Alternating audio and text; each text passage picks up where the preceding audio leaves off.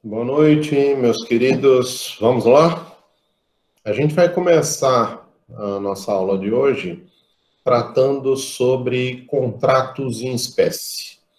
A gente vai estar em assunto novo, repito, é assunto da segunda unidade, não é assunto da primeira unidade. Eu estou pensando em fazer uma coisa aqui com vocês, porque como a gente teve uma pequena paralisação, desculpem, uma pequena paralisação, além do aumento de assunto, um pouquinho que a gente teve, eu estava pensando em fazer alguma atividade com vocês para reavivar a memória de vocês do assunto que já foi. Então, a gente pode fazer duas coisas. Ou vocês passam alguma atividade para vocês estarem lembrando, pego provas dos semestres anteriores para vocês fazerem, ou então a gente pode tirar um pedaço da aula para tirar dúvidas, tá? A gente pode ver aí o que pode fazer. Aí é uma coisa para a gente acertar, tá bom? Aí vocês veem o que vocês acham melhor e me passam depois para a gente estar fazendo esse ajuste, tá bom? Então vamos lá. Quando a gente vai... Vamos lá. Acho que é a Carol perguntando aqui. Deixa eu só ver, porque é a Carol. A Carol estava perguntando até onde vai o assunto. Na verdade, vai todo o assunto de teoria geral dos contratos. Aquela parte, aquela aula que eu dei para vocês de contratos no tempo de coronavírus, fica para a segunda unidade. Por quê? Boa parte do assunto que eu tratei naquela aula com vocês é um assunto que está em projeto de lei ou medida provisória. E eu não sei se essas medidas vão ser aprovadas. Há uma briga muito forte do Executivo com o Legislativo, e tem projeto de lei que está tramitando que a gente também não sabe quando vai ser aprovado. Então, o que eu estava pensando fazer? Deixar esse assunto de Covid-19 e contratos para a segunda unidade, para não prejudicar vocês, porque aí no decorrer da segunda unidade eu vou falando, Supremo julgou constitucional, inconstitucional, a lei foi alterada, o projeto é exatamente esse, foi aprovado. A gente vai ajustando para chegar na segunda prova, e aí eu perguntar isso para vocês. Mas na primeira fica a teoria geral, não entraria assunto além de teoria geral. Então a gente vai até a extinção dos contratos, e a partir daí é assunto da segunda prova, tá bom? Então, vamos lá. A gente vai começar a ver aqui no assunto de contratos em espécie. Por quê? Quando eu falei para vocês, no primeiro dia de aula, eu falei, olha, é impossível a gente ver todos os contratos em espécie.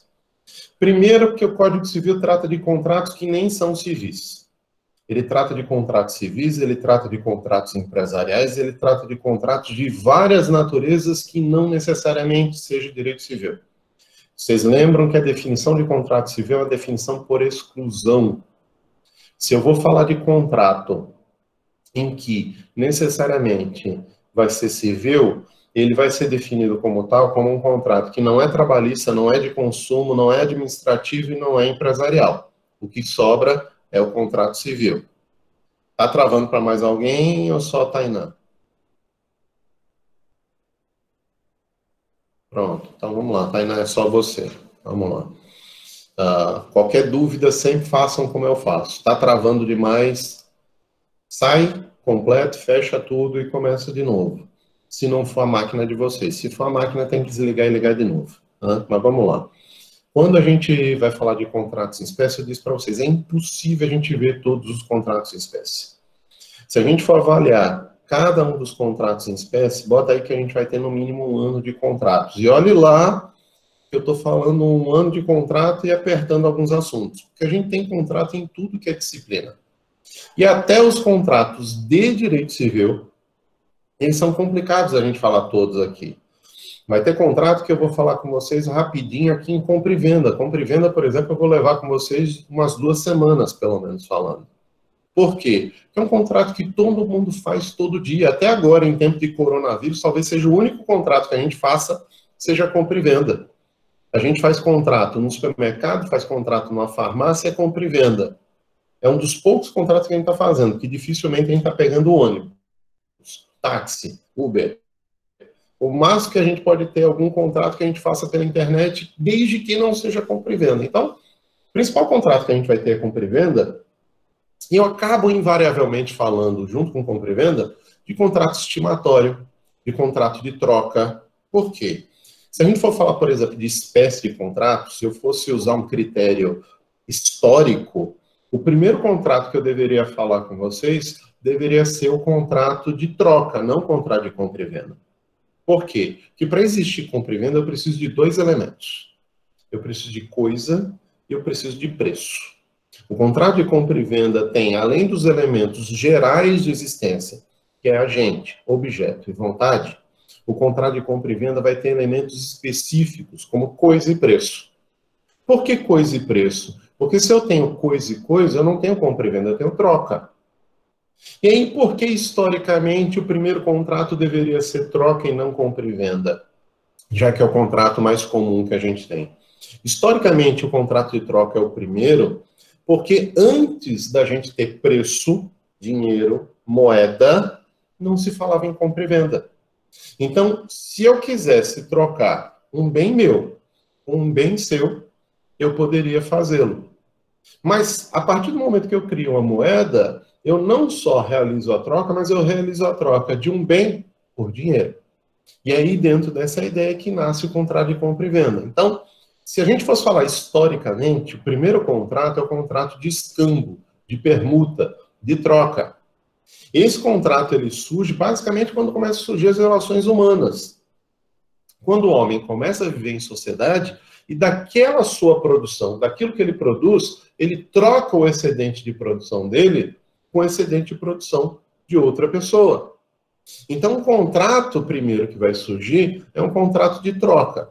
Então, eu sou um grande caçador, meu vizinho é um grande agricultor, e ele tem um excedente de produção agrícola, e eu tenho um excedente da minha caça. Eu tenho peles, eu tenho carne, e que eu não consigo consumir isso sem que estrague. E como eu tenho necessidades variadas, eu posso trocar com meu vizinho. Se a gente fosse falar de troca, historicamente seria o primeiro contrato.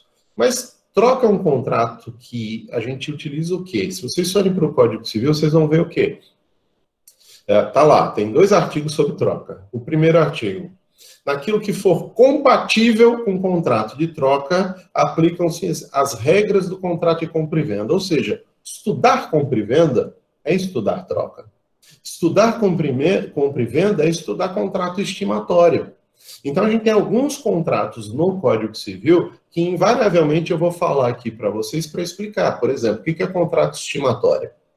Contrato estimatório é um contrato em que eu ajusto, por exemplo, com um de vocês, a entrega de uma mercadoria minha, entrega de um bem meu, em que eu peço para você vender essa mercadoria e me entregue o resultado dessa venda. Então, veja, eu não vou comprar de você um produto e dar de entrada ao meu carro. Eu não vou comprar um carro seu e dar de entrada ao meu carro. Você fala, olha, eu não compro carros, eu só vendo carros. Mas se você quiser, a gente faz o seguinte. Você compra o meu carro, deixa o seu velho, o seu usado aí, e eu vendo ele para você. Você quer quanto no mínimo? Tantos reais. Vou ajustar aqui com você um contrato estimatório, em que a gente vai fazer uma consignação desse carro. Você deixa ele consignado comigo, eu vendo para você, e eu ganho dinheiro das vendas que eu vou fazer para você. Então, a gente faz esse ajuste. Tem loja que não trabalha com recebimento de carro usado. Ela faz, no máximo, uma venda por consignação, que a gente chama isso de contrato estimatório. Então, desse contrato de compra e venda, que é não o mais antigo, mas talvez o mais importante nas relações sociais, desde que o homem vive em sociedade, ele tem múltiplos braços que atingem vários outros contratos. Algum desses contratos, como eu disse, de menor importância, como troca e contrato estimatório, a gente vê muito rápido. A gente fala rapidinho assim, como eu falei aqui, e fala em alguns outros momentos. Mas eu quero focar com vocês na compra e venda, no empréstimo mútuo, no empréstimo comodato, no contrato de depósito, no contrato de locação. Então, a locação hoje talvez seja o contrato mais importante na atualidade. Por que o contrato mais importante? Talvez seja um dos assuntos que mais se discute. Em tempo de coronavírus, se eu posso parar de pagar o aluguel, o que acontece? Na Europa, por exemplo, está sendo discutido esse assunto agora só. Eles estão bem mais adiantados que a gente no coronavírus e estão começando a discutir só agora a questão de aluguel. Paga, não paga, é obrigatório pagar, pode despejar se não pagar. Então, a gente vai falar de locação, vai falar de compra e venda, eu vou eleger os principais contratos. Por dois motivos. Alguns contratos não são de direito civil, e aí vocês vão ver oportunamente em cada área. Por exemplo, contrato de seguro, ele é contrato de consumo, é relação de consumo. Ele tem algumas relações que envolvem direito empresarial também, que vocês vão estudar. Então, tem uma série de contratos que, mesmo no Código Civil, são contratos de outra natureza. A gente não vê aqui. Ah, mas eu comprei o livro do autor A ou B, e esse autor tem todos os contratos do Código Civil. Ele diz que são contratos civis. Ele bota na capa que o livro é contrato civil, mas quando você for ler o texto, ele vai dizer que o contrato não é civil. O contrato é empresarial, contrato de consumo ou de qualquer outra linha. Alguns autores, como é o caso do Paulo Lobo, optam por ter um livro exclusivamente de contratos civis, e ele não fala de contrato que esteja no Código Civil que ele não classifique como contrato civil. Então, ele não fala dos contratos que estão no Código Civil, ele fala dos contratos que são civis mesmo. É o contrato civil raiz, não o contrato civil Nutella. Não é porque o contrato está no Código Civil que ele é contrato civil. Ele pode ser contrato empresarial. Por exemplo, contrato de trespasse. É um contrato empresarial que está no Código Civil. Então, muito cuidado na hora de vocês estarem estudando esse assunto, porque a gente vai eleger alguns contratos. Eu vou botar aí uns 6, 7, 8 contratos para vocês, e que no final vocês vão até reclamar que é muito assunto. Eu vou estar colocando para vocês. Mas é uma opção minha, porque, na verdade, se a gente for ver todos, eu vou falar mal de cada um deles. Então, vamos lá. Já que a gente vai falar de contrato, e que, historicamente, o primeiro contrato é o contrato de troca, de escambo, qual seria o contrato mais importante? Se a gente vai usar o critério histórico, o primeiro é troca. Mas se for usar o critério de importância, o primeiro contrato é o primeiro contrato que está no Código Civil, que é o contrato de compra e venda, que é um contrato que todo mundo já fez em algum momento. Em alguma medida, qualquer pessoa que viva em sociedade fez um contrato de compra e venda. Até um menino que vai com dinheiro que os pais deram, a mesada que os pais deram, vai na escola, numa lanchonete e diz, eu quero comprar isso aqui, eu quero esse lanche, ele está realizando um contrato de compra e venda. Então, a primeira coisa que eu quero que vocês vejam, quando a gente vai falar de contrato, contrato não é um instrumento escrito. Isso é a prova da existência do contrato. O contrato é um negócio jurídico. A gente já falou isso no primeiro dia de aula. Mas, mesmo que a gente fale no primeiro dia de aula, tem gente que ainda confunde, acha que o contrato é o papel, é aquela coisa física que eu vou verificar. Não. Eu fiz compra e venda hoje. Fiz como? Quando eu entrei na internet. Ah, mas é um documento. Eletrônico, mas é documento. E quando você ligou para alguém pedindo para entregar uma pizza, você não fez compra e venda? Fez também. E cadê o documento? Não tem documento nenhum. Então, quando a gente vai falar de compra e venda, eu estou falando de um contrato que começa a surgir a partir do momento que se cria moeda. O que é moeda? Moeda é bem, é coisa, igualzinho outras coisas que eu vou utilizar como troca no contrato de compra e venda. Ah, então significa dizer que a compra e venda é uma forma de troca? Em tese, sim. A gente poderia dizer que a compra e venda, enquanto a troca tem como elementos específicos de existência coisa com coisa, você aliena coisas trocando essas coisas entre os contratantes, e ao realizar essa alienação, você está trocando uma coisa por coisa. Ah, mas moeda não seria uma coisa? Seria. Só que é uma coisa específica, um bem padrão de troca. E é isso que eu quero começar a falar com vocês.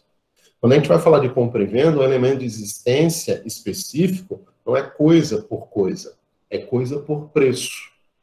Por quê? Do outro lado não está qualquer coisa. Na troca, você tem qualquer coisa, você pode ajustar. Quem quer trocar um livro aqui de direito civil, de direito do trabalho, de direito empresarial, que está aqui atrás, quem quer trocar aí, vamos lá, por uma sacola de chocolate. Aí eu faço uma proposta. Eu posso fazer a troca? Posso. Mas quem quer comprar um livro desse? Estou vendendo esse aqui por R$100, esse aqui por 50, esse aqui por 20. Na hora que a gente vai falar de uma compra e venda, eu não estou trocando por qualquer tipo de objeto, qualquer tipo de coisa. Estou trocando por dinheiro, por preço, por moeda. Então, para a gente ter um completo entendimento de como funciona a compra e venda, é, na verdade, uma espécie de contrato de alienação. Alienação é todo e qualquer contrato em que você possa transmitir a propriedade de uma coisa. Ah, mas alienação não é compra e venda? Não. Compra e venda é alienação. Alienação não é compra e venda. É uma relação de continente e conteúdo. É uma relação de contém e está contido. Né? O que a gente está falando aqui? A alienação é um gênero. A alienação é uma forma que eu posso estar utilizando, por exemplo, como alienação, troca, doação, compra e venda. Em todas essas hipóteses, eu tenho uma alienação de alguma coisa. Então, eu vou doar um livro desses para vocês. Isso é alienação, estou alienando. Se esse livro fosse inalienável, não é só que ele não poderia ser objeto de venda, ele também não seria objeto de doação. Então, alienação é uma forma maior, é um gênero das espécies de contrato que a gente vai ter, em que você vai substituir a propriedade de uma coisa, tá? De um sujeito, por outro sujeito. Então, imaginem, o que seria a troca? O sujeito A troca um bem específico dele por um bem específico do sujeito B. Então, eles vão trocar entre si essas propriedades. O que vai ser a doação? Não vai ter troca nenhuma, não vou receber nada, porque, em especial na doação pura e simples, o doador entrega a propriedade da coisa para o donatário, e o donatário não tem nenhuma dívida com o doador. Mas há uma transferência de propriedade? Há uma transferência de propriedade. Então, a compra e venda é a principal forma, é a principal espécie de transferência de propriedade, na qual eu transfiro a propriedade de uma coisa por preço, por dinheiro. E isso é importante que a gente estude como funciona. Por quê? Antes de existir moeda, não existia compra e venda, porque eu não tinha como mensurar economicamente o valor das coisas. Então, imagine, eu sou um grande agricultor, sou um produtor de alface, e vocês caçadores, naquela sociedade bem rudimentar lá antigamente. E aí eu chego para vocês e digo, quanto é que é esse pedaço de carne? Ah, me dê 3 pés de alface. Aí eu vou dizer, não, mas eu levo 3 meses para plantar e colher esse pé de alface. Essa carne você vai lá num dia ou dois, num final de semana, você vai lá, derruba o bicho e não tem problema. Aí você também vai me responder o quê? Você vai dizer, mas o pé de alface não te mata se você fizer besteira. O animal que eu estou caçando vai me matar se eu fizer besteira. Então a gente vai discutir o quê? Qual seria o valor dessas coisas? Como mensurar? Como é que eu troco um livro por uma banana? Quantas bananas vale um livro? Quantos livros vale uma banana? Essa que é a questão que a gente tem aqui, que a gente não tinha antes de ter moeda, o real valor, uma forma de mensurar economicamente as coisas. Então você tinha muito o quê? Uma troca de um pelo outro, e que nem sempre essa troca era justa, porque você fazia um por um, dava errado. E aí, se você for mensurar, qual o valor? O valor a gente só vai ter a partir de que a gente desenvolve moeda. O problema é que a história da moeda não é tão simples assim. As moedas, elas surgem de início como objetos que você padronizava para troca e que eram objetos, muitas vezes, que não tinham valor como a gente pensa para a moeda. Por exemplo, antigamente era muito comum você utilizar ossos, conchas e até sal como moeda. A expressão salário vem daí. Para quem não conhece, salário vem de salarium. Salarium era o pagamento que os romanos recebiam em sal. Então, pagava o romano em sal para que ele pudesse utilizar. Por quê? Porque sal é uma forma de você manter íntegro uma série de produtos. Então, tem o carne, eu salvo a carne e a carne não se estraga. A gente usa esse tipo de técnica até hoje. Você usa como conservante o sal, além de ter outras utilidades. Então, vejam, eu recebia em conchas, eu recebia em ossos, eu recebia em sal o meu pagamento. Qual o valor de sal? Qual o valor de concha? Qual o valor de ossos? A gente começa a dizer, não, você come um animal, sobra ossos. Você vai lá na praia, você cata conchas. Então, a oferta desse tipo de produto é muito grande, e aí não teria como você dizer, olha, eu vou usar uma concha, um sal ou ossos como moeda. Vamos começar a colocar como bem padrão de troca, como moeda, objetos que têm um valor intrínseco a esse objeto. Então, a gente começou a utilizar o quê? Metais preciosos, pedras preciosas, e que isso começa a ser utilizado como moeda. E aí, nesse momento, a gente começa a cunhar a moeda que a gente pensa tradicional. Então, quando a gente pensa moeda, a gente já pensa logo na moeda de hoje. Papel moeda. A gente já pensa logo na moeda de metal, lá bonitinha, bem cunhada, como está hoje. Não é bem assim. A gente vai verificar que isso vai evoluindo. Então, a gente vai chegar muito tempo depois, séculos depois, a começar a utilizar metais preciosos para cunhar moedas. E com o passar do tempo, a gente deixa esse metal precioso, não como a moeda em si, mas a gente deixa ele como um valor agregado do papel moeda. Por exemplo, até uns anos atrás, o valor de uma moeda se dava pelo ouro em que aquele país tinha guardado como lastro da moeda. Então, por exemplo, o valor do dólar sempre é uma moeda muito valorizada, não só porque a economia americana é sólida, mas também porque eles sempre trabalharam com dinheiro impresso com base em lastro. Eles têm reservas de dólar, de ouro, em que eles têm tudo guardado como forma de valorizar a moeda. Ah, mas todo o dinheiro agora é lastreado em ouro? Não, isso parou. A gente deixou isso para lá. E aí a gente começou a trabalhar com outras formas de valorização. E aí a gente começa a trabalhar com outra forma de moeda. Dinheiro passa a ser virtual, e não é o virtual que vocês estão pensando aqui de criptomoedas. Ainda não vou chegar nesse estágio. Eu estou falando aqui de dinheiro virtual pelo quê? Por exemplo, a gente diz, o Bill Gates é um cara que tem um patrimônio de 120 bilhões de dólares.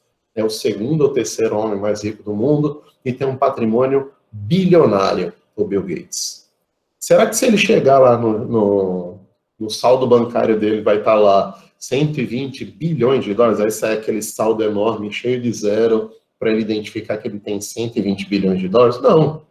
Isso é o valor da empresa dele, isso é o valor dos bens que ele tem, e que é muito virtualizado. Por exemplo, há uma piada hoje aqui no Brasil, que duas pessoas no Brasil ganharam dinheiro com PowerPoint. Uma delas foi o Bill Gates, porque é o dono da Microsoft, que é quem produz o PowerPoint e vende o PowerPoint para quem quer utilizar. E outra delas foi o Ike Batista. Por quê? Porque na hora de vender a OGX, ele fez uma apresentação no PowerPoint e disse, a OGX vai dar muito dinheiro, porque esse dinheiro do pré-sal vai sair até 2016, se eu não me engano, que era a proposta dele para começar a dar lucro ao OGX, e quem investir em mim vai ganhar uma fortuna. Ele foi dormir com 30 bilhões de dólares de patrimônio e acordou com metade desse patrimônio, porque a empresa entrou em recuperação, entrou em crise e surgiram uma série de outros problemas na vida dele. Dinheiro hoje é um dinheiro que é virtualizado, a moeda é virtualizada. E aí a gente chega na virtualização extrema da moeda, que é o quê? A criptomoeda. A gente começa a criar certas figuras que são moedas particulares, aí a crítica que eu quero fazer com vocês, para vocês entenderem onde eu quero chegar, moedas que são particulares e que os indivíduos passam a investir nessa moeda, dizendo, olha, eu tenho X bitcoins, e aí eu tenho 2, 3, 4, 5, 10, 50, 500 bitcoins, e eu vou usar isso amanhã para realizar negócios. Será que, de fato, uma criptomoeda é moeda? Segundo a ONU, até 2030, não sei se isso vai rolar depois do coronavírus, mas segundo a ONU, até 2030, a moeda em papel e moeda cunhada vai deixar de existir. Por quê? há uma intenção da maioria dos países, primeiro, de crítica às criptomoedas. Não crítica porque eles dizem, ah, não, isso é ilegal, não pode acontecer, isso e aquilo. Inveja porque eles não criaram antes. Essa que é a realidade. A ideia, a definição de uma criptomoeda é uma moeda que é encriptada, que tem um sistema de blockchain, está protegido lá aquele dinheiro, aquele investimento, mas hoje já começa a se mudar essa expressão de, ao invés de criptomoeda, para criptoativos. Você não tem uma moeda em si, porque moeda carece de quê? De um crivo estatal. Depende de uma participação do Estado para criar e dar o aval dele para ali ser de fato uma moeda. Ali o que eu tenho? São ativos. Igual um CDB que eu invisto, igual ações que eu invisto, debêntures que eu faço investimento, eu posso fazer um investimento, um ativo que é a criptomoeda. E para quem acha que a única é o Bitcoin, a gente tem centenas de criptomoedas. A pergunta que eu quero fazer tem tudo a ver com o assunto de obrigações do semestre passado. Vale algum contrato, vale alguma obrigação firmada no Brasil que seja feita em outra moeda que não seja a moeda corrente do país? E aí eu vou piorar. Vale em qualquer outro ativo que não seja a moeda corrente do país? E esse rodeio todo que eu estou dando não é só para justificar que é elemento específico de existência da compra e venda a coisa e o preço. Mas mais do que isso, para a gente identificar quais contratos e pagamentos serão válidos dentro dessas relações que envolvam, por exemplo, criptomoeda. Eu posso fazer uma compra e venda, eu comprar um carro, eu posso pagar o carro com bitcoins, eu mando para você 1, 2, 3 bitcoins e compro o seu carro. Eu posso fazer isso? Isso é possível? Seria válido esse pagamento? Como é que a gente vai ter isso? Vejam, eu vou abrir aqui um artigo para vocês no Código Civil que responde tudo o que eu estou falando aqui para vocês, mas muitas vezes a gente não se atenta a isso. Deixa eu só abrir aqui. É artigo 300 e pouco do Código Civil, mas vocês vão ver. Deixa eu ver aqui. Pegar aqui.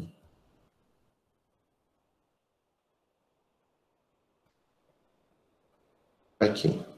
Artigo 318 do Código Civil. Acredito que vocês estejam vendo aí. Vamos lá. O que ele diz? São nulas as convenções de pagamento em ouro ou em moeda estrangeira, bem como para compensar a diferença entre o valor dessa e a moeda nacional, excetuados os casos previstos em legislação especial. Aí vamos explicar aqui para vocês como é que funciona isso. Quando a gente vai falar de negócio que envolve moeda, a compra e venda é um negócio que envolve moeda, não existe compra e venda de coisa com coisa, isso não é compra e venda, isso é troca. Não existe compra e venda de só coisa de um lado e não tendo nada do outro, porque aí seria um negócio benéfico, gratuito, e a compra e venda é obrigatoriamente um negócio oneroso. Então, eu tenho que ter preço do outro lado, eu tenho que ter dinheiro do outro lado. Esse dinheiro pode ser dólar, pode ser euro. Vamos lá, fazer uma pergunta para vocês. Vocês aceitariam fazer um negócio comigo que eu vou pagar para vocês em euro, em libra esterlina? Quanto é que está valendo a libra esterlina hoje? Se o dólar está na faixa de R$5, bota aí a libra, eu não sei exatamente, mas bota aí que a libra está de 6 para 7 reais. Mais ou menos por aí. É uma das moedas mais valorizadas do mundo. Aí eu vou perguntar para vocês, alguém aceitaria aqui fazer negócio comigo recebendo em libra? Acho que boa parte, se não a maioria, vai dizer, não, eu aceito. Paga aí, que para mim está ótimo. Olha aí, Zé Tiago, 6,54. Eu falei de 5 para 6 reais, já está de 6 para 7. R$6,54 aí, que está o valor da libra esterlina. Alguém aceitaria aqui? Aí vamos lá, vamos dizer que vocês aceitem. Se vocês aceitarem esse mês que eu pague para vocês em libra, o que me impede de no mês seguinte pagar para vocês em peso uruguaio? Quando eu faço essa pergunta, é pelo seguinte: quanto é que vale o peso uruguaio? Gente, nem uruguaio dá valor para o peso uruguaio. Eu me lembro quando fui lá uma vez e fui meio descabreado. Por quê? Porque você não vai para nenhum canto sem ter pelo menos um trocado básico para pegar um táxi quando você chegar no lugar. E eu procurei tudo que era canto aqui em Maceió para fazer compra em casa de câmbio ou banco de peso uruguaio. Não tinha. Falei, vou resolver o problema. Minha irmã, morando em São Paulo, vai resolver esse problema e vai comprar. Ela procurou tudo que era casa de câmbio em São Paulo e não tinha. E se não tem em São Paulo, não tem em canto nenhum do Brasil. E o que eu descobri quando eu cheguei no Uruguai? Que eu não precisava de dinheiro uruguaio. Que tudo que era canto que eu chegava tinha lá o preço. Peso uruguaio, peso argentino, real, dólar, euro. Dinheiro que você aparecer lá, se for um dinheiro que tem um pingo de valor a mais do que peso uruguaio, eles estão aceitando. Diferentemente do Uruguai, esse artigo que eu coloquei aqui para vocês, artigo 318, esse artigo ele faz uma coisa que a gente chama de curso forçado da moeda. O que é o curso forçado da moeda? É uma obrigatoriedade, por lei, de que todos os negócios sejam feitos em moeda nacional e cumpridos em moeda nacional, exceto nos casos que a lei assim autorizar. Por que isso? Porque senão a moeda perde valor. Por exemplo, a gente viu recentemente alguns políticos falando, resolver problema da economia é imprimir dinheiro. Gente, imprimir dinheiro, regra básica da economia. Impressão de dinheiro, você gera inflação. Então, a gente não imprime dinheiro por isso, porque se você imprimir dinheiro, a gente volta para o problema da inflação que a gente teve aí durante décadas, em especial nos anos 80 para os anos 90. Então, eu não vou fazer isso, tá? Mas aí eu vou admitir que se use outra moeda aqui no país, gente, é a mesma coisa que imprimir moeda, é você começar a admitir negócios com moedas estrangeiras no seu país. Ela perde valor. Porque se nem você recebe e obriga o recebimento dessa moeda, quem é que vai querer? É meio que lei de oferta e procura. Quanto mais gente quer, mais vai ser valorizado. Quanto menos gente quer, menos se valoriza. E é isso que acontecia antigamente aqui no Brasil, e daí a obrigatoriedade do curso forçado da moeda. Aí o que diz o artigo 318? Que eu não posso usar nenhuma outra moeda, nem para realizar pagamentos, muito menos utilizar como indexador no contrato, a não ser quando a lei assim autorizar, assim estabelecer, expressamente. E aí, quando fala isso, fala de ouro. E aí, quando fala de ouro, só está falando de ouro? Então, prata eu posso usar? Não. Ele cita como exemplo que você não pode usar o ouro como instrumento de pagamento, mas também não pode cobre, não pode prata e muito menos criptoativos. E é aí que pega, quando a gente vai falar de contratos de prestação de serviço, de compra e venda, entre outros contratos, em que a gente envolve e negocia criptoativos, criptomoedas. A lei brasileira, ela não está preparada para esse instrumental. A gente precisaria alterar a lei sob pena de você ter que fazer uma interpretação aqui, Numa interpretação gramatical, eu não posso usar. O que eu teria que fazer? Olha, 2002, quando foi aprovado o Código Civil, eu acho que em 2002 ainda não se falava em criptoativo. Em 75, quando começou a redação, a tramitar o projeto de lei do novo Código Civil, do Código de 2002 para 2003, aí é que não se falava mesmo, porque aí não se falava nem em internet, quiçá em criptoativo. Só que o futuro do mundo, como eu disse para vocês, segundo a ONU, são os criptoativos, são as criptomoedas. Os países estão querendo criar suas criptomoedas. Empresas estão querendo criar novos criptoativos. Por exemplo, o Google e o Facebook proibiram qualquer empregado e qualquer tipo de propaganda de criptoativo nessas contas. Aí você diz, não, estão preocupados com a economia, estão preocupados com o futuro da natureza humana, a gente não sabe o que vai acontecer, então eles estão nos preservando. Mentira. Eles têm as criptomoedas dele, o Facebook já tem, se eu não me engano, o Google está desenvolvendo, e que estão criando criptoativos próprios deles, e que eles não querem fazer propaganda de uma eventual concorrência. Então, o que a gente vai ter aqui? A gente vai ter a necessidade de você ter estados criando as suas moedas, sob pena desses ativos substituírem as moedas. A gente vai ter que ver no que vai dar. Hoje, muita gente já tem feito negócios assim. Eu, por exemplo, conheci uma pessoa numa viagem que me mostrou um aplicativo, que o aplicativo, por inteligência artificial, compra e vende criptoativos, e você nunca tem prejuízo, porque na hora que um está caindo, ele já vende e automaticamente já compra outro que está em alta. Então, veja como é que funciona. O futuro da natureza humana vai ser não usar mais papel moeda, e isso vai ter um efeito de ordem, vamos lá, de direitos fundamentais, privacidade e intimidade. O Estado vai controlar, se ele tiver criptomoeda, o que eu faço com o meu dinheiro em qualquer momento. Isso tem alguma interferência para o direito, envolve alguma coisa no direito? A gente tem que ter uma preocupação com isso. Isso que a ONU coloca, não vai ter mais criptomoeda, a venda dessa propaganda dela é o seguinte, olha, vai acabar com tráfico de drogas, vai acabar com corrupção. Por quê? Esse pessoal não vai ter como pagar usando dinheiro, porque o dinheiro vai ser virtual, vai ser um dinheiro criptografado. E aí, esse sistema fechado não vai permitir o uso para ilícito. Então, tem gente que está vendendo dessa forma, mas tem um outro lado. Tá? O que vai acontecer com o uso do dinheiro, por exemplo, se eu quiser usar para uma coisa, dentro da minha liberdade, o Estado perguntar, por que você está usando esse dinheiro aqui? Vem cá, isso é minha privacidade, isso é minha intimidade e minha autonomia para fazer negócio como eu quiser. Daí a necessidade de entrar logo em vigor a Lei Geral de Proteção de Dados, que até segunda ordem está para entrar em agosto.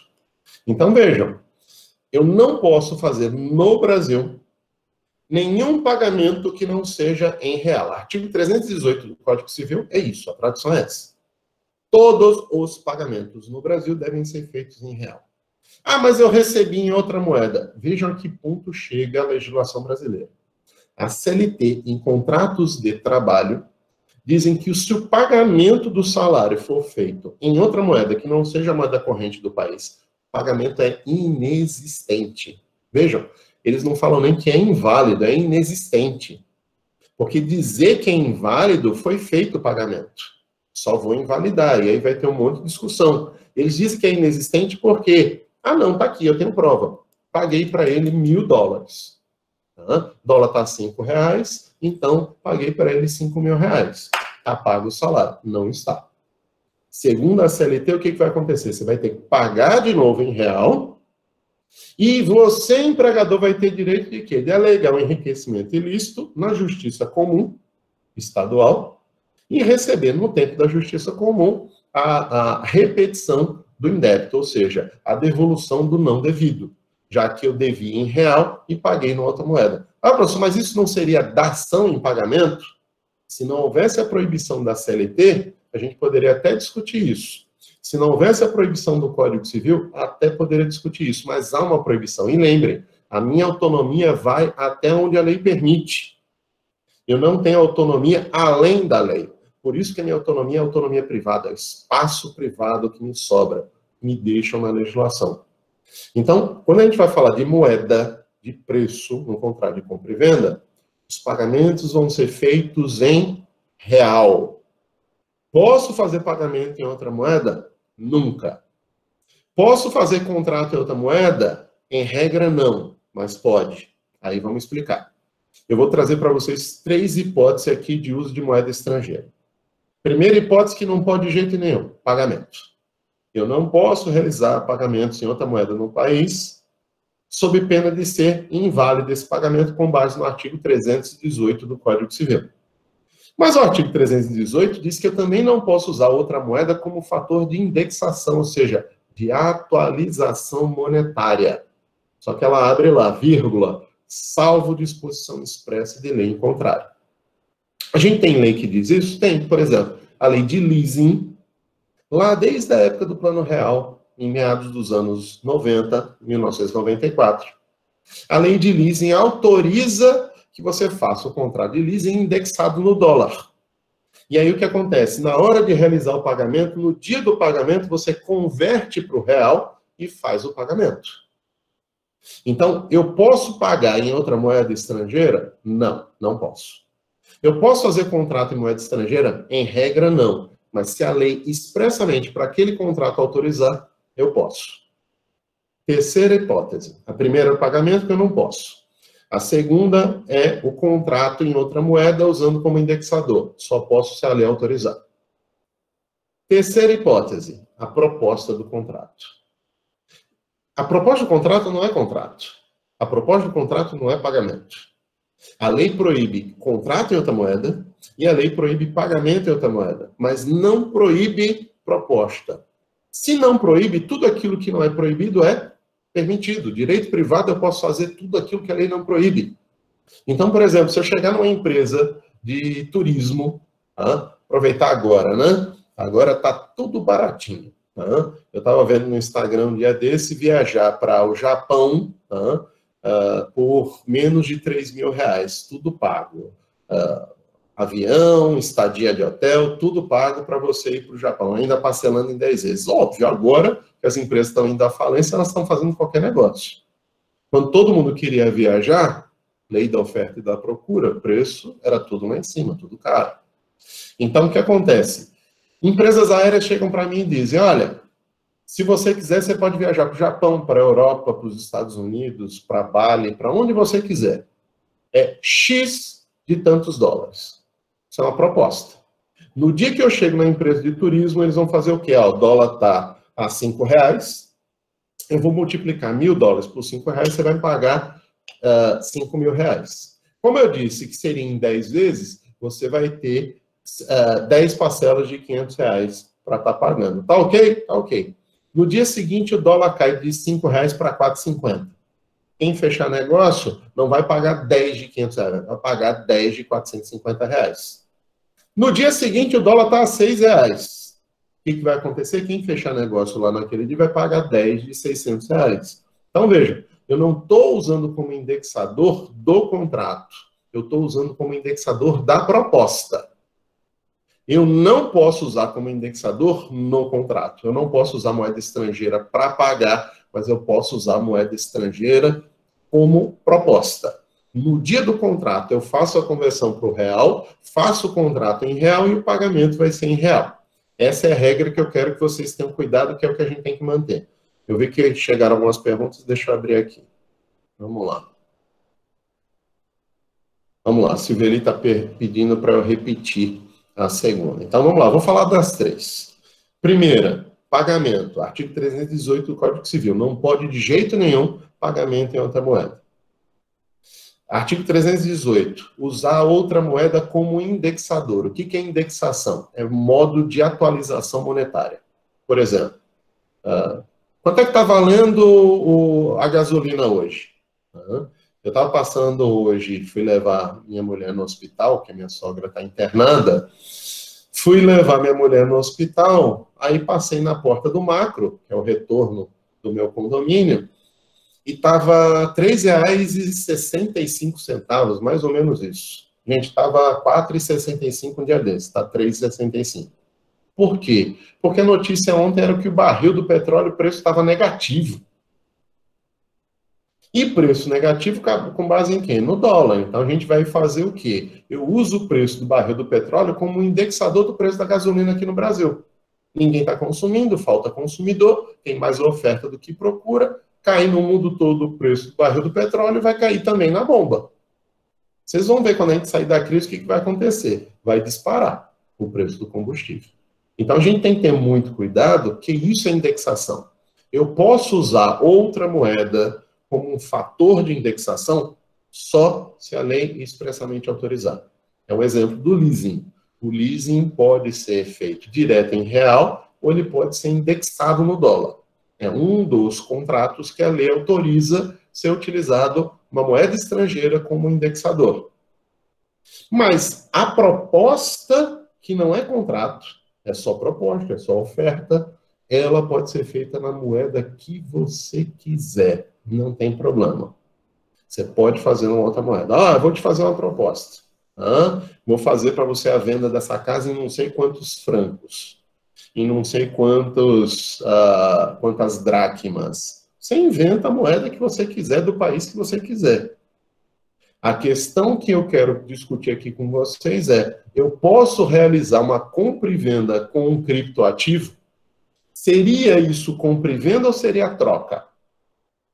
É uma discussão que a gente tem que fazer, porque nem a gente no direito tem isso bem delimitado. Tá? A gente tem que entender, inclusive, proposta em criptoativo. Você pode fazer proposta do jeito que você quiser. O problema é que se você vai vender alguma coisa, você tem que ter moeda. Aí a discussão que a gente tem que fazer é, criptoativo é moeda? Se ele criptoativo não é moeda, na verdade eu não estou fazendo compra e venda, eu estou fazendo troca. Então eu troco um carro por X bitcoins. Eu não vendi, eu troquei. É outro contrato. Ah, mas no final não é a mesma coisa, troca de propriedades? É, mas o contrato é diferente, com regras um pouco diferentes que a gente vai ter aqui. Tá? Então a gente tem que ter cuidado aqui por isso. Por quê? Porque no que diz respeito a preço, não é aplicável essa regra do preço na troca. Por quê? Porque troca não tem preço. E se preço é moeda, é mensuração de algum bem com base em moeda, e moeda é estatizada, é estatal, então a gente não está certo chamar criptoativo de criptomoeda. Bitcoin é um criptoativo. Então, essas centenas de criptoativos que a gente tem, que a gente chama de criptomoeda, a gente tem que ter muito cuidado dentro disso, porque, em realidade, há uma confusão geral e que a gente tem que ter cuidado dentro disso, tá certo? Só para vocês entenderem o alcance. Então, até aqui, no que diz respeito a preço e moeda, tá tudo certo? Estão entendidos? Vamos lá. Beleza. Então, vamos lá. Ainda sobre preço, eu queria discutir uma coisa aqui com vocês. Aí, falando de compra e venda mesmo. Compra e venda mesmo. Como definir o preço? Vocês já sabem, o preço é para ser pago em dinheiro. E o preço que é para ser pago em dinheiro não é qualquer dinheiro, tem que ser o dinheiro local. A gente chama isso de curso forçado da moeda. Curso forçado da moeda é a força que a moeda tem por obrigação do Estado. O Estado me obriga a usar essa moeda, eu não posso usar outra. Se eu tiver euro guardado no meu cofre em casa, que sobrou de uma viagem, eu não posso chegar para alguém e falar, vou comprar isso de você com euro. A gente até faz, mas a lei proíbe. É o que eu vivo dizendo para vocês. Fala, mas professor, a gente faz na prática, o direito não pode ser distante das relações sociais. Concordo. Só que eu tenho que ensinar para vocês como está na lei. Como está na sociedade, aí quem estuda é sociologia. Aí outra questão. Aí o direito não pode fechar os olhos para situações de fato. A gente tem que fazer um estudo disso? Tem. Então vamos lá. Eu tenho criptoativos. É compra e venda? No meu modo de ver, é troca. Não é compra e venda. Vamos lá, deixa eu só ver direitinho aqui que o Adilson me mandou. Desculpa insistir, mas nesse pensamento de troca usando os criptoativos, as criptomoedas, não tem nenhuma ilegalidade isso? Não. Não, porque enquanto bem, o criptoativo é um investimento qualquer. Você tem uma série de implicações no criptoativo que o direito tem que se debruçar melhor. Por exemplo, se eu tenho um bem e o criptoativo é um bem, esse bem pode ser dinheiro, pode ser qualquer outro tipo de bem, e aí o criptoativo entra num tipo de bem. Se eu estiver devendo para vocês, vocês podem tomar esse bem meu? Por exemplo, vocês não podem, porque é empenhorável, tomar livro. Livro é bem empenhorável. Você não pode tomar uma aliança, porque a lei coloca como bem empenhorável. Você pode penhorar ações, você pode penhorar cotas, debêntures, investimentos que você tenha, até salário pode ser penhorado, porque antes salário era impenhorável, absolutamente penhorável, agora pode penhorar se você ganhar mais de 50 salários por mês. Então, veja, os bens são penhoráveis. Como é que eu penhoro um criptoativo? O problema é isso, é uma questão, um assunto tão novo, que o direito não consegue dar soluções. Se um cara quiser fraudar credores, investindo tudo em criptoativo, por conta do sistema de blockchain, que é um sistema que filtra, que bloqueia, ninguém consegue acessar o que você tem na conta. Só você consegue acessar com a sua senha, com o seu número de conta. Mais ninguém. Então, se ninguém consegue acessar, como é que o Estado iria penhorar isso? Ah, mas você declara no imposto de renda. E quem disse que todo mundo que tem criptoativo declara no imposto de renda? Esse é o problema que a gente tem. Você tem algumas limitações aqui a colar, tá? É um bom tema para discutir no direito. É um bom tema para discutir. Eu já estou há algum tempo me provocando a escrever um artigo sobre os criptoativos no direito privado. Tá? Mas fico na minha safadeza de sempre, que eu começo a escrever os livros que eu tenho, que eu vou sendo chamado para escrever, e vou deixando esse de lado, até que alguém escreva. Mas dá um assunto de TCC muito legal. Eu acho que é um tema muito bom para se estudar em TCC. Mas vamos lá. Vocês têm um monte de limite, mas dizer que é compra e venda, se ele não é moeda, eu acho que é troca. Não seria contrato de compra e venda. Mas eu posso trocar? É lícito? Não é nada ilegal.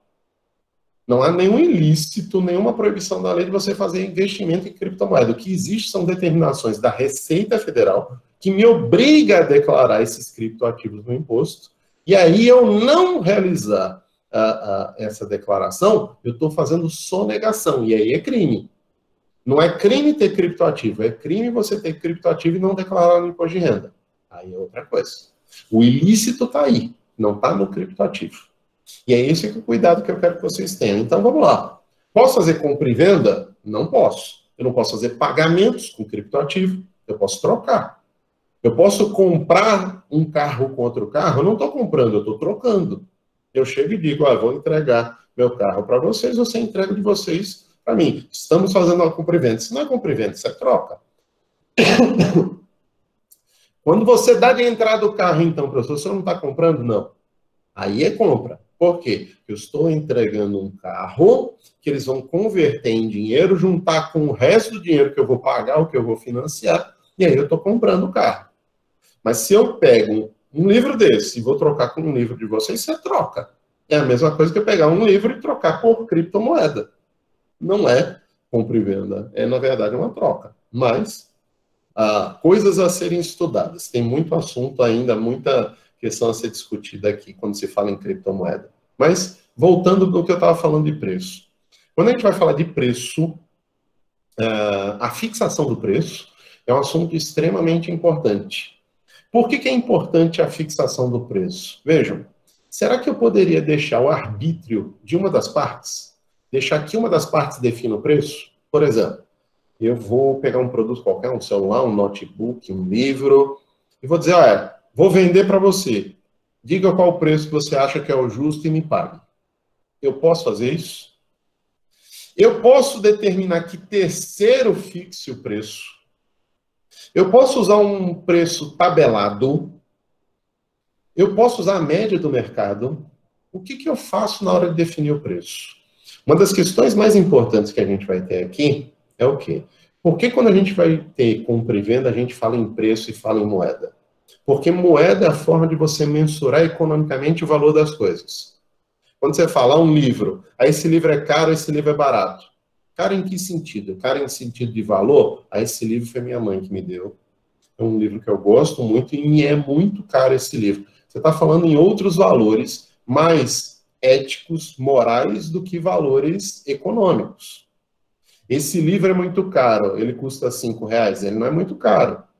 Ele é caro para você por outros valores, não é caro pelo valor, pelo preço. Esse livro aqui é uma porcaria, não vale nada, custa R$200. Por quê? Porque pelos valores da qualidade do conteúdo do assunto que foi lá tratado, você vai dizer que é uma porcaria e diz, esse livro não vale nada. Mas não, na prateleira está sendo vendido por R$200. O que a gente fala de preço é de uma mensuração econômica, não é uma mensuração em, valor, em outros valores. Então, pensando em valores econômicos, quando a gente fala de moeda, a moeda me propicia a mensuração das várias coisas que tenham no mundo, para poder valorar e dizer, isso aqui vale tanto, me entregue tanto de dinheiro que está feito o negócio. Quem vai fixar esse quanto? Uma das coisas que a gente sabe dentro da ideia de economia é que a lei da oferta e procura faz o quê? Por exemplo, todo mundo quer esse livro e só eu tenho. o preço tende a o quê? Subir ou baixar? Subir.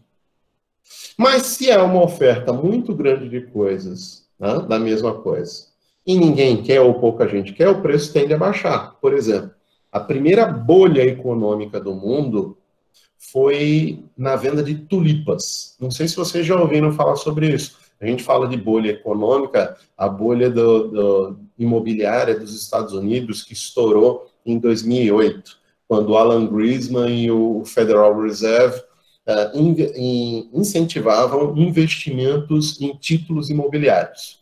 E aí, quando estourou o escândalo, os preços foram para o chinelo e todo mundo perdeu dinheiro quem tinha investimento nisso. Por quê? Porque todo mundo correu para vender.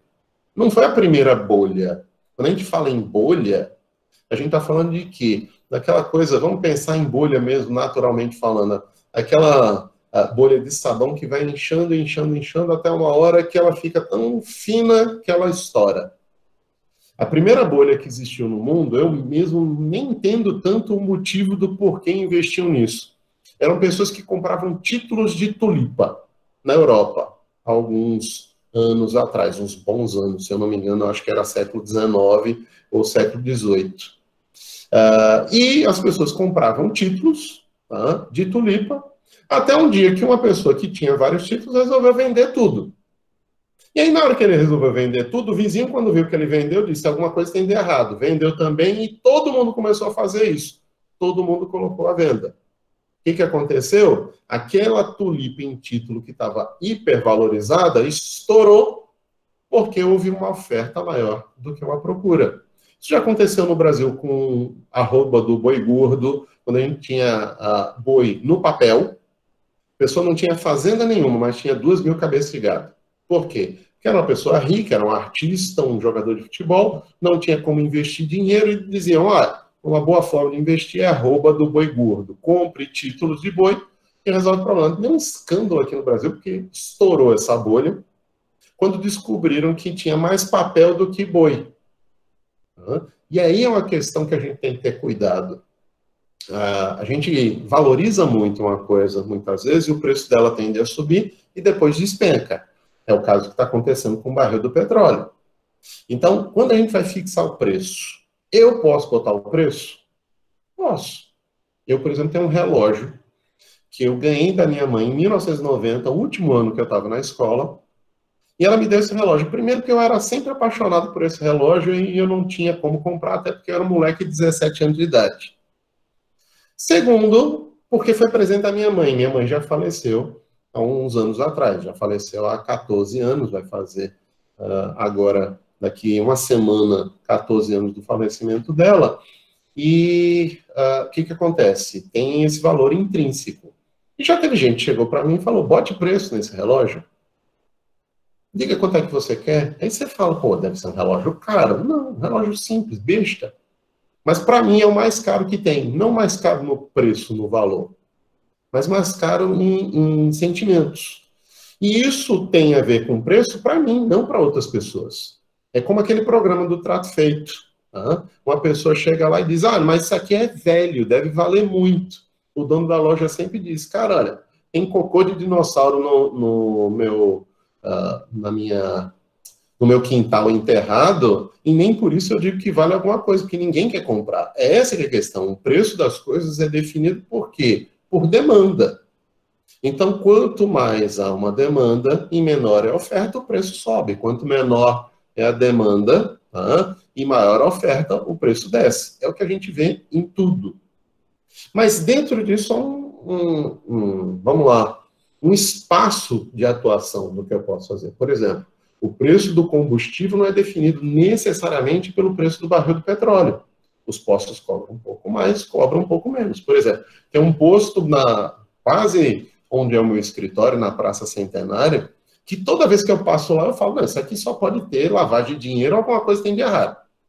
Os outros postos estão cobrando R$4, agora já estão cobrando R$4,60 e pouco, e eles cobram R$4,53. Os outros estão cobrando R$3,60 e pouco, eles estão comprando ainda R$4,50 e poucos centavos. Eu digo: não existe isso. Isso aqui é surreal. Um dono de um comércio que cobra um valor desse jeito sem nenhuma razão aparente. Eu não consigo entender, tá? A não ser que ele tenha algum contrato fixo e que o Estado, por exemplo, o município compre dele, aí ele deixa o preço lá em cima, óbvio, para ganhar mais dinheiro ainda, o que seria má fé. Tá? O bolso também define o preço, como o preço está, não entendi aqui, deixa eu ver. O bolso também define o preço. Tá? Também define. Tá? Também define. Tá? Tem gente, por exemplo, que não pesquisa direito e acaba comprando em qualquer canto. Mas vamos lá. O que vai definir o preço? Como é que vai ter definição do preço? Então, disse aqui para vocês, isso vai muito por uma economia. Mas dentro dessa questão da economia, por exemplo, vamos lá. Eu tenho um posto de gasolina que está aqui em Maceió, no extremo da Fernandes Lima, cobrando R$ 3,65. E tem um outro posto de gasolina do outro lado da Fernandes Lima, cobrando quase R$ 1 a mais. O que é que diferencia um do outro? Eu posso cobrar esse valor alto desse jeito? É possível, né? Sem que exista definição de abuso. A gente pode definir preço de várias formas. Eu posso fazer uma proposta e você aceitar, você vai lá e compra. Por exemplo, se eu for para o centro de Maceió, eu pago mais ou pago menos se eu for no shopping? É óbvio que eu vou pagar menos no centro. O shopping eu vou pagar mais. Por que o shopping eu vou pagar mais? Porque o shopping tem um monte de valor agregado dentro do preço daquele produto ou daquele serviço. Shopping, para quem não sabe, cobra 13º, 14º e até 15º aluguel. Eles cobram 13º por conta do Natal e Ano Novo, cobram por conta do Dia das Mães e Páscoa, cobram também 14º e 15º aluguel. E isso eu tenho que repassar para o meu produto para poder não ter prejuízo e ter lucro. Eu não vou ter isso no centro da cidade, porque não se cobra um 13º, 14º ou 15º aluguel numa unidade no centro da cidade. Lá não tem luxo, lá não tem estacionamento próximo, lá não é coberto, lá eu corro o risco de ser assaltado, de pegar chuva, de me machucar num buraco na calçada. Então, o que acontece? Partindo dessa ideia, vocês vão ver que os preços eles têm uma variação. Quem vai definir o preço? É o vendedor? É o comprador? Eu vou colocar aqui nesse fim de aula essa definição do preço e vou começar a falar de coisa para segunda-feira, na semana que vem, a gente voltar para falar ainda de compra e venda e ainda esse comecinho de compra e venda, que aqui eu só estou fazendo uma introdução. Quando a gente vai falar de preço, eu tenho várias formas que o Código Civil permite a fixação do preço, mas tem uma delas que ele proíbe. E aí, vamos lá. Eu vou começar pelo que ele proíbe para vocês entenderem depois o que é permitido. O Código Civil ele proíbe que uma das partes, ao arbítrio de uma das partes, fique a fixação do preço. Aí deixa eu explicar para vocês. Vocês vão dizer, professor, o Código Civil fala, não pode deixar ao arbítrio de uma das partes a fixação do preço. Quando eu chego no bom preço, está lá o preço do produto e eles não negociam comigo. É nulo o contrato nesse caso? Não. O que seria o arbítrio de uma das partes na fixação do preço? Vamos lá. Vocês querem comprar esse livro aqui? Vou pegar aqui um livro aqui. Esse aqui é do Paulo Lobo. Vocês querem comprar um livro desse aqui? Vou vender para vocês. Leve para casa, diga se gostou e bote preço. Isso é nulo. Por quê? Porque eu estou deixando você fixar o preço depois de já confirmada a compra e venda. É diferente de dizer, olha, querem comprar esse livro aqui? Estou vendendo por R$90. Aí você diz, não, 90 não, o livro já é usado. Pago 60. E a gente começa a negociar. Deixar ao arbítrio, que é o que o código proíbe, é o quê? Olha, está confirmada a compra e venda, tá. Comprador e vendedor já ajustaram, já está feita a compra e venda. Ou o vendedor ou o comprador vão definir, depois de já concluída a compra e venda, vão definir o preço. Isso eu não posso fazer. O que eu posso fazer? Eu posso definir que um terceiro, um avaliador, vai definir o preço da coisa. Eu posso definir que uma média de mercado seja o justo preço pela compra e venda daquela coisa. E ainda posso definir que aquele preço vai ser tabelado. Vamos de trás para frente. Pensando em termos de economia, a pior opção hoje, que mais se critica, junto com a impressão de dinheiro que dá inflação, é o quê? Tabelamento de preço. Hoje a economia já está tarimbada quanto a tabelamento de preço. Vocês não têm idade para isso, mas vamos lá. Quando eu era moleque, tinha lá os meus 10, 11 anos de idade, e a presidência do Brasil lá nos anos 80 era do governo do Sarney. O Sarney, ele resolveu tabelar os preços, ele congelou.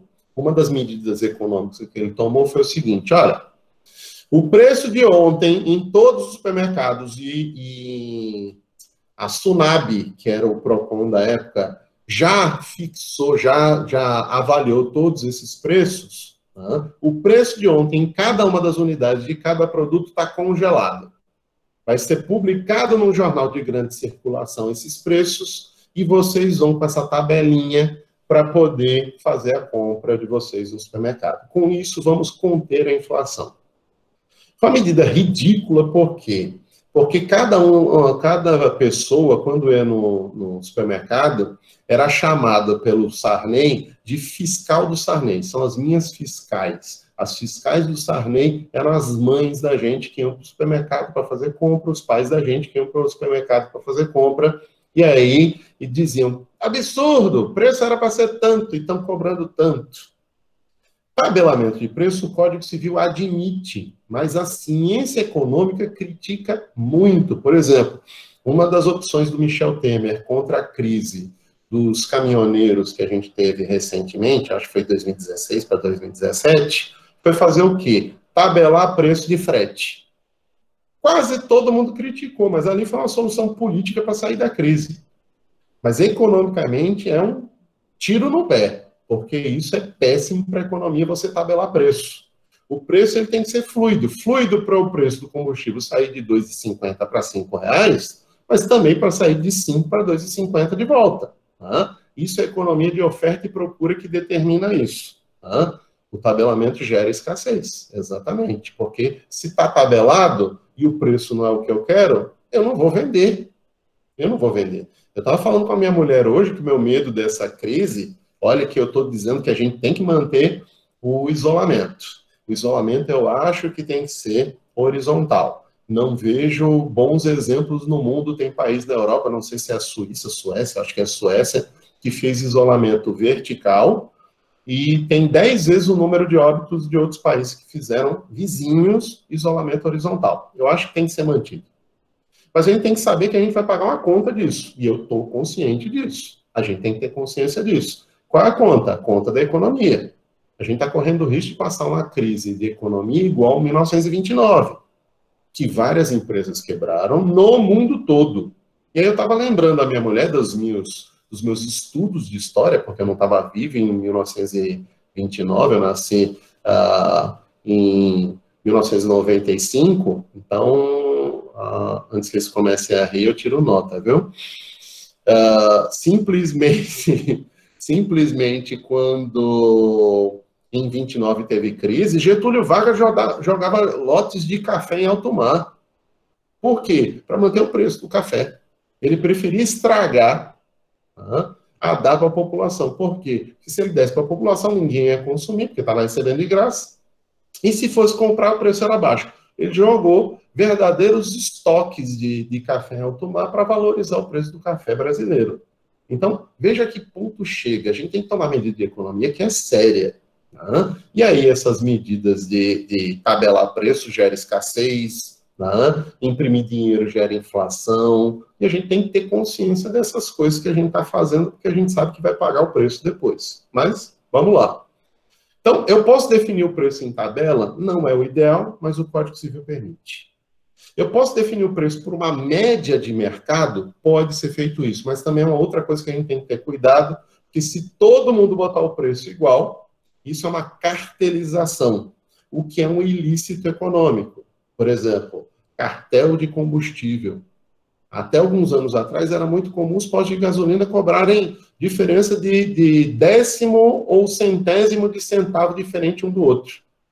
Um era 2,79 e o outro era 2,78, ou os dois eram 2,79, a diferença estava no centésimo do centavo. E aí isso é um problema de livre concorrência, um ilícito, eu não posso estar fazendo isso. Mas uma média do mercado, você pode ajustar. Te vendo um livro e você vai me pagar como preço a média do mercado. Uma loja está vendendo a 100, outra está vendendo a 80. O que a gente vai fazer? Média do mercado, 90. Pronto, ajustei o preço. Então, posso usar um preço tabelado, não é o ideal economicamente, mas juridicamente é permitido. Eu posso usar um preço que foi definido por uma média do mercado, ou posso usar um preço definido por terceiro. Repito, as partes podem ajustar entre si o preço. E ajustar entre si o preço pode ser a parte concordar com o preço. Por exemplo, vendo para você esse copo por R$10. Você diz, o preço está legal, está aqui, R$10. Você não é obrigado a pechinchar só por pechinchar. Por exemplo, tem um pai de um colega que uma vez, quando eu era adolescente, estava com eles em Caruaru. E a esposa pediu, olha, compra uma borracha da panela de pressão, porque essa ressecou e partiu, né? A gente não vai conseguir cozinhar. Ele foi comprar. Quando chegou lá para comprar, o preço da borracha da panela de pressão era R$1. Ele disse, não, acho absurdo esse preço, eu só pago 50 centavos. Aí vai conversa, vem conversa, vai conversa. Depois de uma meia hora, uma hora, o rapaz já cansado, perdeu pelo cansaço, disse, não, eu faço para o senhor por 50 centavos. Aí ele foi lá e tirou uma nota de R$1 e pagou. O rapaz disse, só que eu não tenho troco para o senhor. Ele falou, não tem problema, pode ficar com troco. Aí todo mundo ficou com cara de besta e perguntou, tio, depois de uma hora negociando para diminuir de R$1 para 50 centavos, o senhor deixa o troco de 50 centavos com ele? Por quê? Ele falou, não, só pelo esporte de pichinchar. Quando a gente vai fazer negócio, a gente não pode ter isso de só negociar pelo esporte. Não, é só pelo prazer de pichinchar que eu vou negociar. Ninguém é obrigado a pichinchar. Você pode dizer, esse preço é justo e eu vou pagar esse preço. Eu não estou deixando ao arbítrio do vendedor o preço. Na mesma medida que o vendedor não está deixando ao meu arbítrio, se eu faço uma contraproposta, ele aceita. Há uma negociação dentro disso.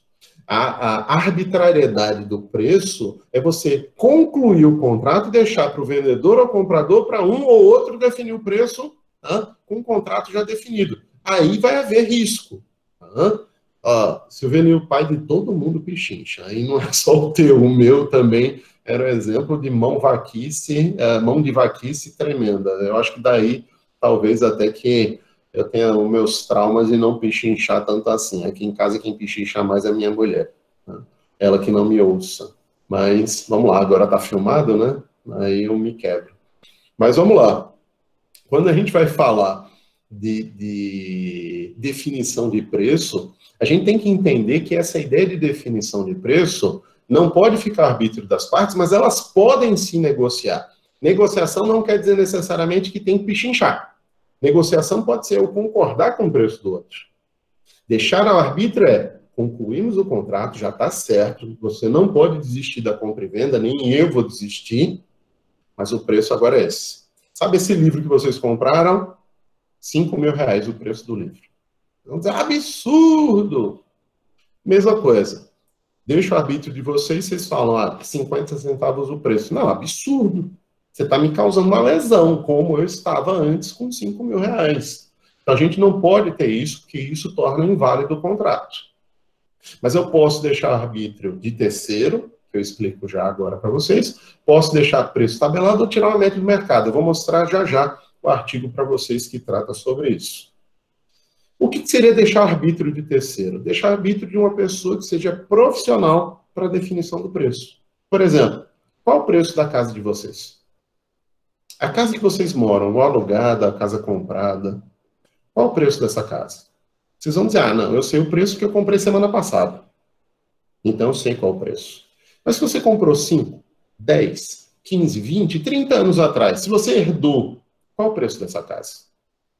Como definir? Será que o comprador tem a verdadeira noção do preço da casa? Ah, mas a casa vizinha tem um preço de tanto. A casa pode ser muito melhor do que a sua ou muito pior.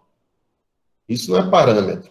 Isso é uma coisa que pode servir aí como a noção geral que você vai ter, mas não para uma isonomia do preço, né? A não ser que as casas sejam exatamente iguais. Aí o parâmetro é exatamente a casa vizinha. Ela me dá uma noção de preço. Noção de preço onde? Naquele bairro.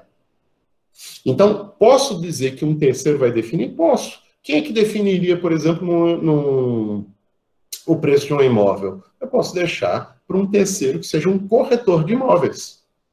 Vocês querem comprar minha casa? Ok, eu vendo para vocês. Ah, mas qual o preço? Cara, não sei. Você quer comprar, eu quero vender, a gente acerta isso e bota no contrato que quem vai definir vai ser um corretor ou uma média de avaliações de 3 corretores. Eu posso fazer isso?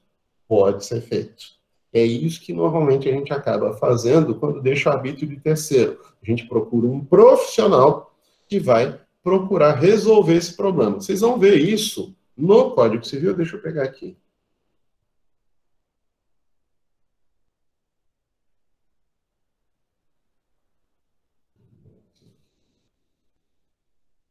Aqui.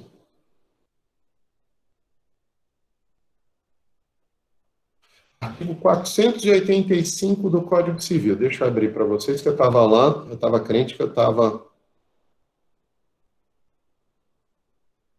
mostrando para vocês. Mas vamos lá.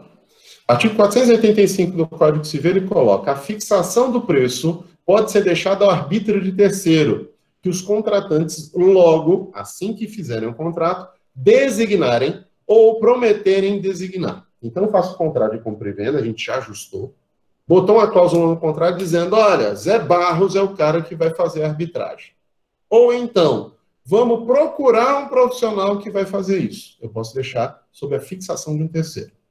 Se o terceiro não aceitar a incumbência, fica sem efeito o contrato, salvo se você acordar que vai designar outra pessoa. Então, isso está no 485.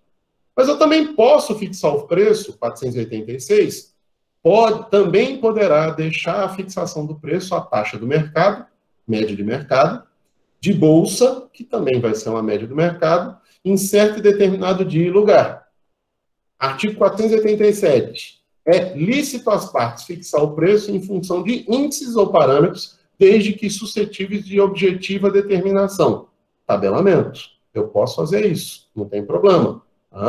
Só que não vou poder, artigo 489, vou grifar aqui para vocês verem, como eu faço sempre na aula presencial. Nulo é o contrato de compra e venda quando se deixa ao arbítrio exclusivo de uma das partes a fixação do preço.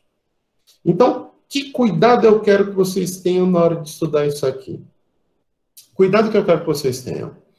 Não vamos errar na prova se eu botar uma questão dizendo: olha, o comprador não discutiu o preço com o vendedor e o preço que o vendedor deixou foi o preço da venda.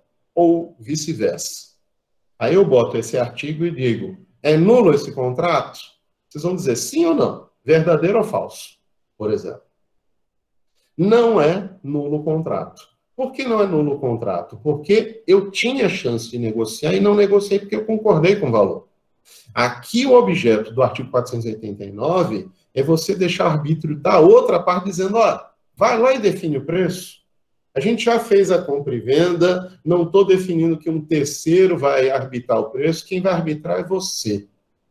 Vá lá e defina o preço da coisa que você está comprando. Diga quanto é que você paga. Pronto, é nulo o contrato. O contrato de compra e venda tem que ser a definição do preço de uma forma consensual.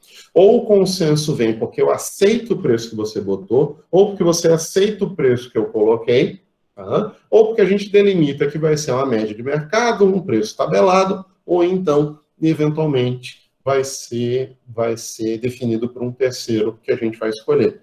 Mas nunca deixar arbítrio de uma das partes. Olha, o contrato está definido e não vai ser média, não vai ser tabelamento, não vai ser terceiro que vai definir. É o comprador ou é o vendedor. Isso torna nulo o contrato. Isso eu não posso fazer. Esse é o cuidado que eu quero que vocês tenham nesse ponto. Ok? Então, quando a gente fala de preço, é isso que a gente vai ver aqui do assunto. A gente vai começar, vou rabiscar assim, sabe? Cenas dos próximos capítulos. Em coisa de 5 minutinhos aqui com vocês, 7 minutinhos, vou rabiscar o que a gente vai falar de coisa, porque a gente vai começar a aula da segunda-feira tratando sobre isso. E aí eu queria falar disso com vocês da seguinte forma. Por exemplo, quando a gente vai falar de compra e venda, eu falei, são elementos específicos de existência, coisa e preço. E para mim tem uma carga jurídica muito forte quando eu uso a expressão coisa. Por que eu digo isso? Pelo seguinte, tem autor que fala o contrário, tem autor que diz o contrário do que eu vou dizer aqui. Por exemplo, a Marilene Diniz, que é uma mega autora de direito civil, só que eu tenho algumas discordâncias aqui a colar. Essa é uma delas. Eu tenho mais concordância do que discordância com ela, mas essa é uma delas. Ela, na hora de falar sobre bem, ela coloca coisa como gênero e bem como espécie. Eu inverto. A minha ideia, e dos autores que eu prefiro seguir, bem é gênero, que vai ter duas espécies, bem corpóreo e bem incorpóreo. O que seriam os bens corpóreos? São os bens de existência física. Uma estante, um livro, uma casa. Isso é um bem corpóreo. Só que um bem incorpóreo vai ser o quê? Uma música, um livro. Ah, mas o livro, você acabou de falar que o livro é bem corpóreo. Vamos lá. Vou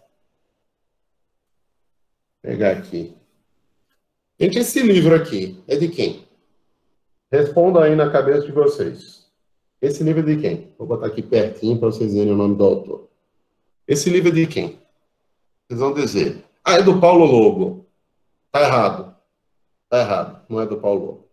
Vou perguntar de novo. De quem é esse livro aqui? Vocês vão dizer, ah, é seu, é do Zé Barros. Não, é do Paulo Lobo. Olha aí, eu fazendo uma sacanagem com vocês aqui. Esse livro é de quem? Olha lá o cuidado que vocês têm que ter. Esse livro é de quem enquanto obra imaterial? A ideia, o que está escrito. O que está escrito aqui pertence a Paulo Lobo. Eu, dono do livro físico, bem corpóreo, eu não posso pegar esse livro aqui e tirar cópia de 100% e começar a doar por aí. Por quê? Porque são direitos autorais que pertencem ao autor e não me pertencem. É a mesma coisa com a música.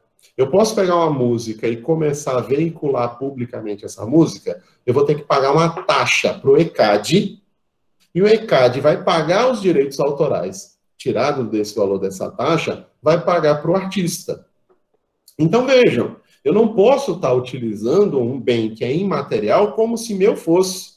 Eu sou dono do CD, eu sou dono do DVD da música, mas eu não sou dono da música. A música é do cantor, não é minha.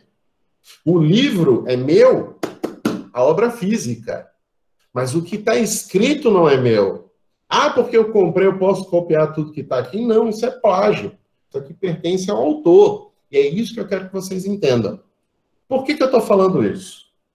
Se a gente for usar um termo genérico, se a gente for usar um termo não rígido da expressão comprar, uma expressão mais filosófica de compra, eu posso comprar tanto os bens corpóreos como bens incorpóreos. A lei não veda em momento algum compra e venda de bens incorpóreos. Só quando a gente vai ver casos específicos na lei que envolvem direitos autorais, que envolvem propriedade intelectual, a maioria das leis tratam de quê? De licença de uso. Ou licença a título precário, que você vai utilizar, ou uma licença a título definitivo, que a pessoa passa a ser a dona daquilo. Por exemplo, para a gente estar fechando a aula. Quem é o dono da música dos Beatles, das músicas dos Beatles? O espólio do John Lennon, o Paul McCartney, o Ringo Starr, o espólio do George Harrison. Quem é dono das músicas dos Beatles? Vocês sabem? Eu vou dizer para vocês, é o espólio do Michael Jackson. Aí vocês vão perguntar, mas como? O espólio do Michael Jackson é dono das músicas dos Beatles? Por quê? Porque o Michael Jackson, em vida, resolveu, porque tinha muito dinheiro, comprar as músicas dos Beatles. Estava sendo vendido e ele foi lá e realizou essa compra. É compra no sentido que a gente está falando aqui de compra e venda? A maioria das leis que envolvem direitos intelectuais, propriedades intelectuais, fala de cessão de uso. Mesmo que o Código Civil não tenha uma proibição, além do contrato de compra e venda que tem no Código Civil, a gente tem leis específicas que regulam a negociação de direitos intelectuais, de propriedades intelectuais. É o caso de uma marca. Eu posso comprar a marca McDonald's, eu posso comprar o direito vamos lá, do nome de, vamos lá, deixa eu pensar aqui, a Saraiva, da editora Saraiva. Me lembro quando a Varig foi à falência, um dos ativos dela era o nome Varig. Ela falida, o nome valia 50 milhões de dólares. Falida. Ela, sem estar falida, valia 5 vezes isso, só o nome. Nike, o nome Nike, é muito mais a marca Nike que tem valor na indústria do que necessariamente as fábricas, que a Nike terceiriza a fabricação. Quase nada é fabricado por ela, quase tudo é terceirizado. Então, quando a gente pensa nisso, o que a gente vê? Contrato de compra e venda veda negociação de bens incorpóreos. Se a gente for pensar na perspectiva de coisa como gênero, não, porque quando a gente vai ver o contrato de compra e venda, fala negócio de coisa por preço. Mas se a gente for usar a teoria em que restringe a coisa só como uma espécie de bem, só para os bens corpóreos, a gente teria, sim, essa restrição à compra e venda só de bens corpóreos, físicos, de existência física, deixando os bens incorpóreos, as propriedades intelectuais, para outros negócios de lei específica. Eu não vejo que a lei vede, no caso do Código Civil, a compra e venda, mas também ela não, a gente tem contratos especiais para cada situação como essa. Por exemplo, a lei de marcas e patentes, ela regula os contratos que envolvem alienação de marcas e patentes. Direitos autorais, a mesma coisa. Então, a gente vai ver que tem muita lei especial que envolve discussão de bens imateriais. E a gente vai focar os nossos estudos aqui, em especial, apesar do código não falar, é proibido compra e venda de bens incorpóreos. Não. O Código Civil chega a falar até que é permitido compra e venda de bens futuros. O bem que ainda nem existe. Por exemplo, eu vou vender para você o filhote que a minha cadela está esperando. Eu já posso vender agora? Posso, isso é um bem futuro. Então, Genildo,